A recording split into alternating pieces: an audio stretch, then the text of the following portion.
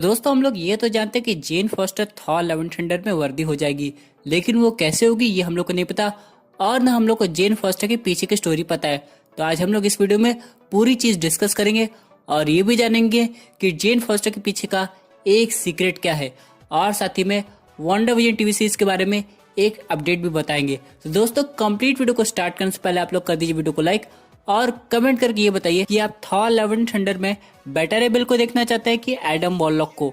साथ ही साथ जो लोग मेरे चैनल पे नए आए हैं हमारे चैनल को सब्सक्राइब करके हमारी कॉमिक बुक टॉक्स फैमिली का हिस्सा बने। दोस्तों हम लोग यहाँ पे बात करते हैं कि जेन फॉस्टर के साथ ऐसा क्या हो गया था जिसकी वजह से उसे दूसरे वर्जन का थॉर बनना पड़ा। अब यहाँ पे अगर हम लोग कॉमिक बुक पढ़ेंगे तो जेन फॉस्टर को हो गया था कैंसर और किसी तरह वो हो गई थी वर्दी।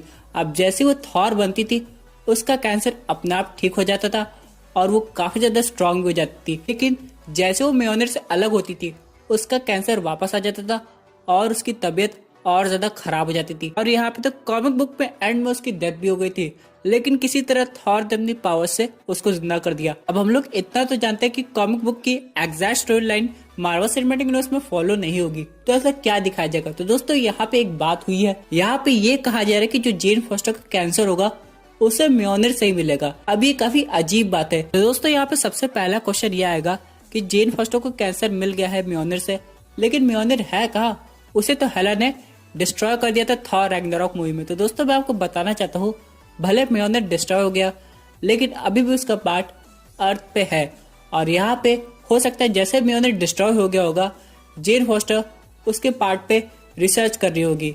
जैसे उसने रिसर्च की होगी उस म्योनर से कुछ रेडिएशन निकली होगी जिसकी वजह से जेन फॉस्टर को कैंसर हो गया होगा। अब आप लोग सोच रहे होंगे कि जब म्योनर को उठाया नहीं जा सकता तो जेन फॉस्टर पे रिसर्च कैसे कर सकती है। दोस्तों हो सकता है जैसे हेला ने म्योनर को ब्रेक किया होगा उसकी वर्दीनेस भी खत्म हो गई होगी, इसकी वजह से जेन फॉस्टर म्योनर के कुछ पार्ट को अपने लैब में ले गई होगी और उस पर रिसर्च करी होगी। और जब तक जेन फॉस्टर को पूरी बात पता चलती म्योनर के बारे में तब तक वो कैंसर का शिकार हो गई होगी।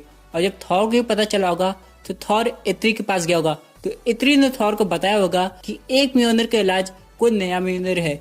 इसलिए हो सकता है ये जो म्योनर है ये टाइम ट्रेवल करके नहीं आया होगा लोकी के थ्रू, बल्कि इत्री ने बनाया होगा थॉर के कहने पे। अब जैसे जेन फॉस्टर म्योनर विल्ड करती है उसका कैंसर ठीक हो जाता है। तो दोस्तों जैसे कि आप लोग जानते हैं जब भी थॉर म्योनर को विल्ड करता है उसके पास लाइटनिंग पावर आ जाती है, लेकिन हम लोग को थॉर रैग्नारॉक मूवी में पता चला था वो लाइटनिंग की पावर म्योनर से नहीं आती थी बल्कि थॉर की ही एक स्पेशल क्वालिटी थी।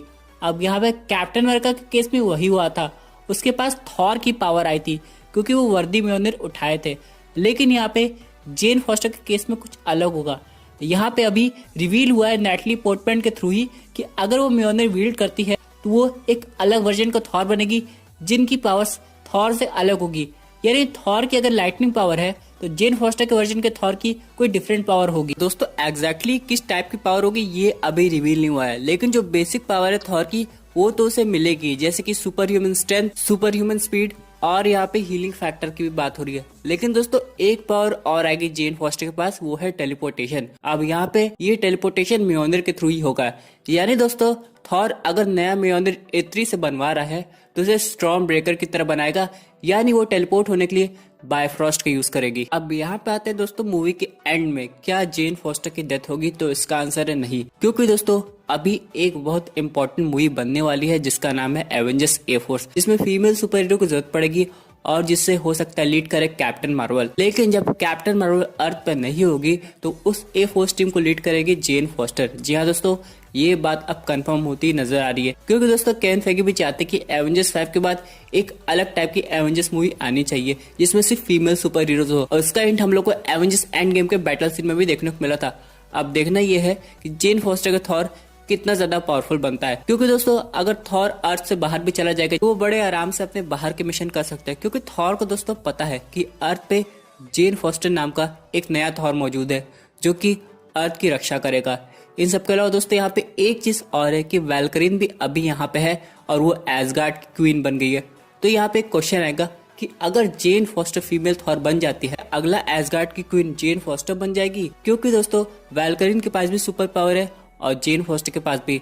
तो यहाँ पे इन दोनों के बीच में कोई कॉन्फ्लिक्ट नहीं होना चाहिए। अब दोस्तों अगर इसकी फिल्मिंग की बात की जाए तो यहाँ पे मैं एक चीज कंफर्म करना चाहता हूँ कि क्रिश्चियन बेल ऑस्ट्रेलिया पहुंच गए हैं और वो Thor love and thunder movie में विलन का रोल प्ले करेंगे। अभी विलन कौन है ये कंफर्म नहीं हुआ है, लेकिन ऑलरेडी ये बात कही गई कि वो एक इंटरगैलेक्टिक विलन बनेंगे। अब यहाँ पे जो भी विलन आएगा वो हेला से भी ज्यादा पावरफुल होना चाहिए। तो यहाँ पे गॉर द गॉड बुचर की बात हो रही है, जो कि थॉर को एंड करना चाहता है।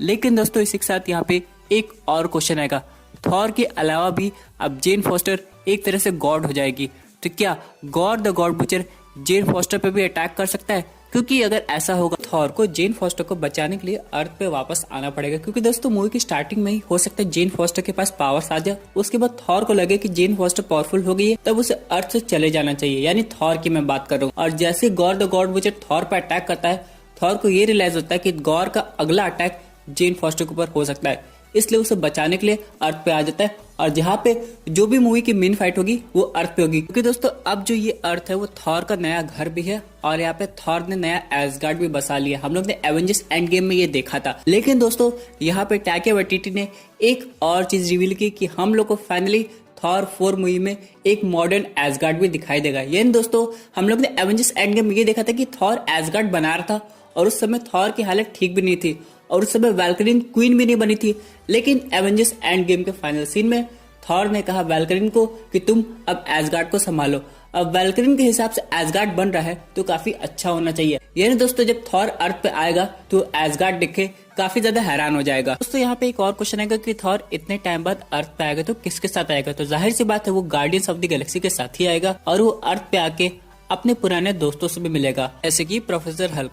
और हम लोग को ये देख के समझ में आ जाएगा क्या प्रोफेसर हल्क ने अपने हाथ को ठीक किया या फिर वो इनक्रेडिबल हल्क में कन्वर्ट हो गया। इसी के साथ दोस्तों बात करते हैं अपने अगले अपडेट की, जो कि रिलेटेड है वांडा विजन टीवी सीरीज से। यहाँ पे दोस्तों एक बहुत इंपॉर्टेंट चीज रिवील हुई है। हम लोग ये तो जानते हैं कि दिसंबर तक हम लोग को ये टीवी सीरीज देखने को मिल जाएगी, और हम लोग को पहली बार पता चलेगा इससे कि मार्वल के फेज 4 में आगे क्या होने वाला है। लेकिन दोस्तों विजन के अलावा एक और इम्पोर्टेंट कैरेक्टर इस सीरीज में आने वाला है, जो कि हम लोग को दिखाई दिया था एवेंजर्स एज ऑफ अल्ट्रॉन में, और जिसने हॉकॉय को बचाया भी था।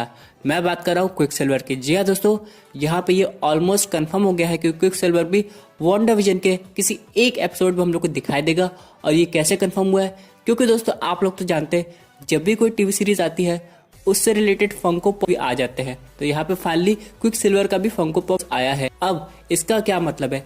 क्या ये वही एक्टर रोल प्ले करेगा या फिर दूसरा क्विक सिल्वर जो हम लोग को एक्समैन मूवी में दिखाई दिया था? क्योंकि दोस्तों अगर हम लोग बात करें एरन टेलर जॉनसन की, तो उसका भी कॉन्ट्रैक्ट है अभी मार्वल सिनेमैटिक यूनिवर्स के साथ, यानी वो क्विक सिल्वर के रोल में आ सकते हैं। लेकिन हो सकता हो बस ये वांडा की एक और ऑल्टरनेट रियलिटी हो जिसमें क्विक सिल्वर भी जिंदा हो। लेकिन अगर हम लोग बात करें एवंस पीटर की, तो हो सकता है ये एक्चुअल क्विक सिल्वर हो किसी दूसरे यूनिवर्स से। दोस्तों ये थी एक अमेजिंग अपडेट जो कि रिलेटेड थी जेन फॉस्टर के थॉर से। आई होप आपको ये वीडियो पसंद आई होगी। तो आपके क्या व्यूज इस पर्टिकुलर टॉपिक पे? अपने व्यूज जरूर कमेंट कीजिए। और दोस्तों अगर आप ऐसी unique super hero content enjoy करना चाहते हैं तो हमारे चैनल को सब्सक्राइब करके हमारी सुपर हीरो फैमिली का हिस्सा बन जाइएगा। Thank you for watching.